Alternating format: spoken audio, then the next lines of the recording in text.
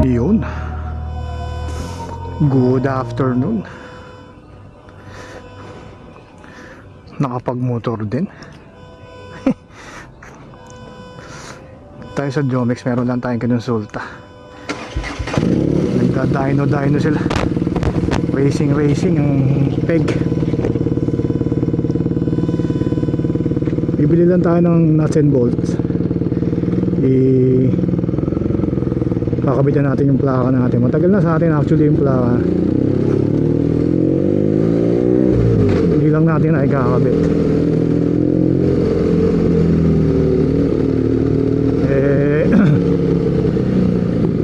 Nakakuha tayo ng plate holder kay Papa J Makapugay, kay J Mac. Kakabitan natin yung plaka natin para secured, para hindi makakahiwa sa hindi natutupi.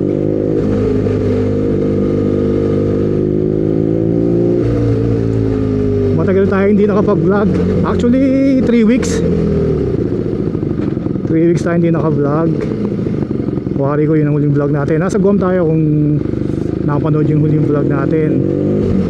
2.5 months tayo doon. May inayos lang tayo doon sa biyenang ko. Doon tayo nakatira kay Mama Zen. Hi Mama.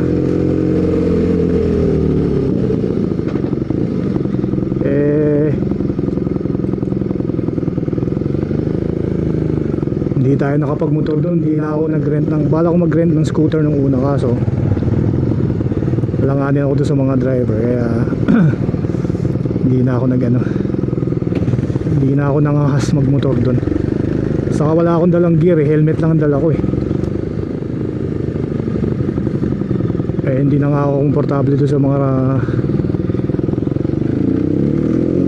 maneho ng tao doon, tapos wala pa akong gear, kaya hindi na lang ako nagmotor. Pero may mga vlog tayo doon, mga napuntahan natin doon. Pilipin nyo, baka magustuhan nyo rin. Car vlog, may iba lang. So ito, itong vlog na to, kung sa bibili ko ng nuts and bolt dito malapit lang sa amin, kukwento ko sa inyo kung ano yung 5 bagay na paborito ko dito sa motor na to. 5 things I love about my BMW R90.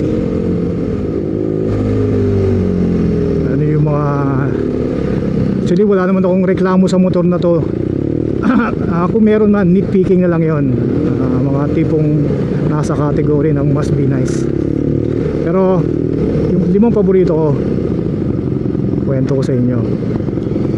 Unang-una yung looks niya, yung forma niya. Itong stock model natin, ang tawag dito R90 Classic Cafe Racer ang dating nito, option 719. Yung forma niya gustong gusto ko. Kumbaga ang dating classic, retro classic. Kaya sa forma pa lang nakaka-love na. Number 4,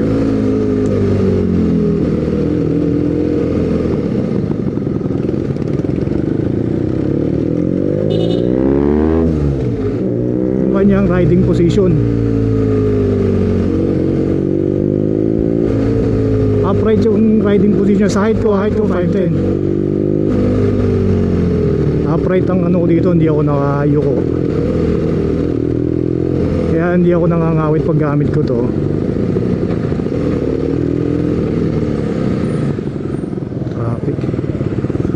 Bukod sa madali siyang i-maneuver, ang haba kasi ng handlebar nito, madali siyang kontrolin. Hindi siya very nimble, very applicable.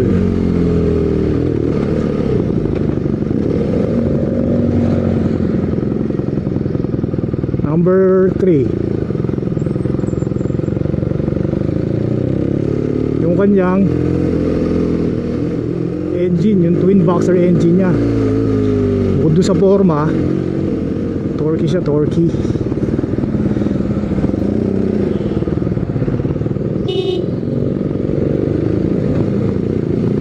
Ang bilis ng hatak. Saka gusto ko rin yung tunog ng boxer twin engine. Yung bang hindi common, hindi parang yung bilugan tunog, malayo pa lang, parang di mo malaman kung yung motor kasi common yung tunog. Sa akin lang to ha, relax lang kayo dyan, huwag kayo ma-offen ha. Gusto ko yung tunog nito, para sa akin tunog aeroplano to.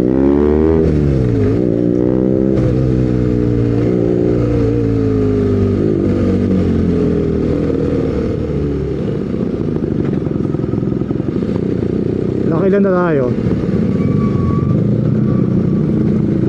Yung kanyang looks, yung kanyang sitting position, yung kanyang engine, saka yung kanyang power.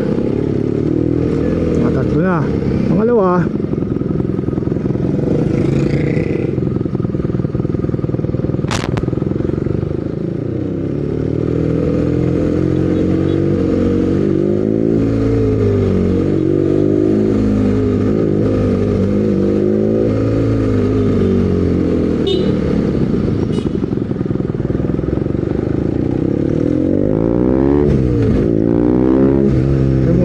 liligaw, sandali ha.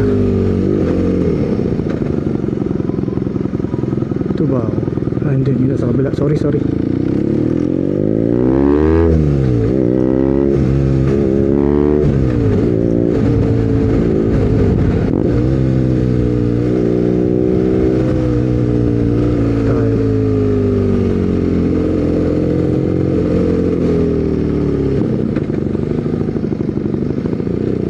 Sabik magmotor eh.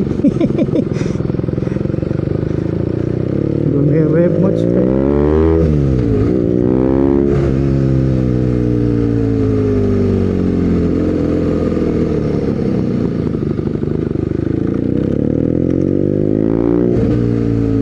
Kaya dito yung bilihan ng bolts.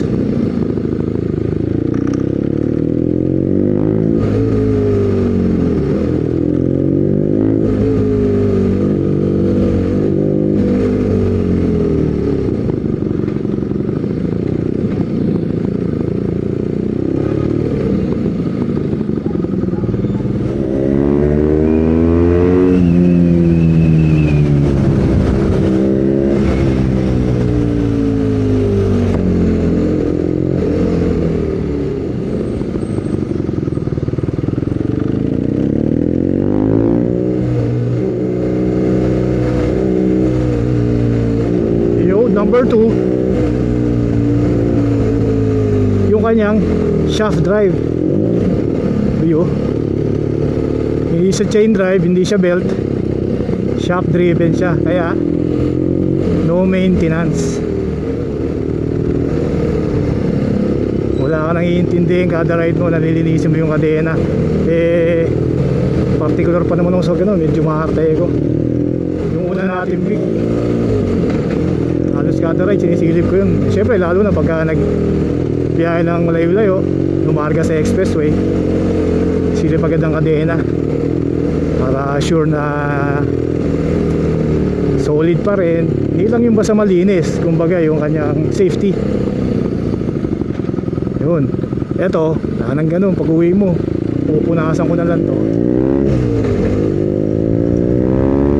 ayos na yun. Shaft driven.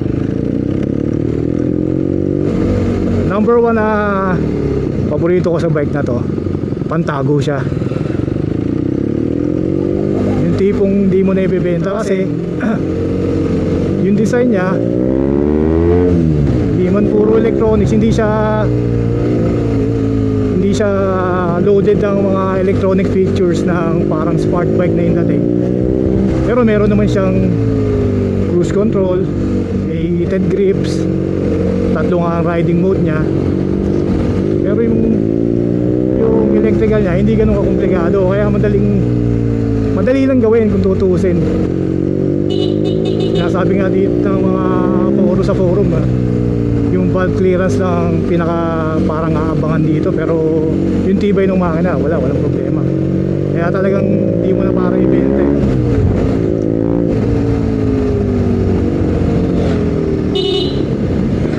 Kumbaga pantago yung design.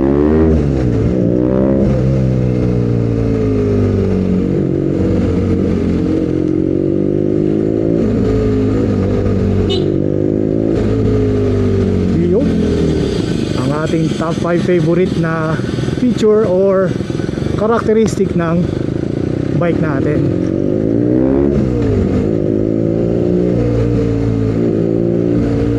1 year na sa atin to. 1 year pa lang sa atin. Ang tinatakbo niya is 9,000 plus. Pero nakuha ko to 6,000 plus.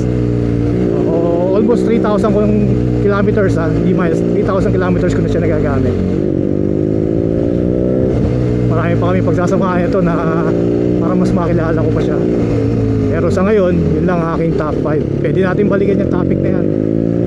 Baka may madagdag pa in the long run. Meron din ako hindi gusto dito.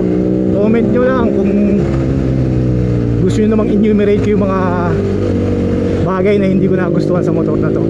Hindi tayo aabot ng 5. Unahan ko na kayo. Baka 3 lang yun eh.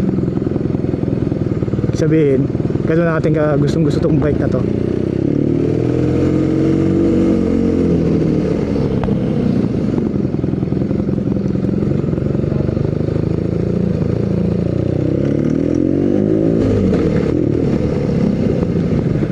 Dito ko na tatapusin yung vlog.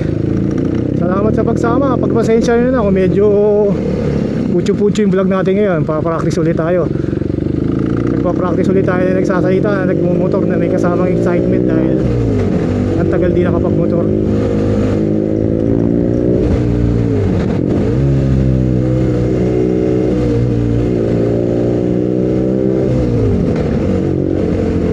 Kung nakarating kayo sa part ng video na to, maraming salamat po. Baka naman nagustuhan nyo, baka pwede nyo consider mag-subscribe. Sayang din, libre lang po yan. Thank you for watching. Till next vlog.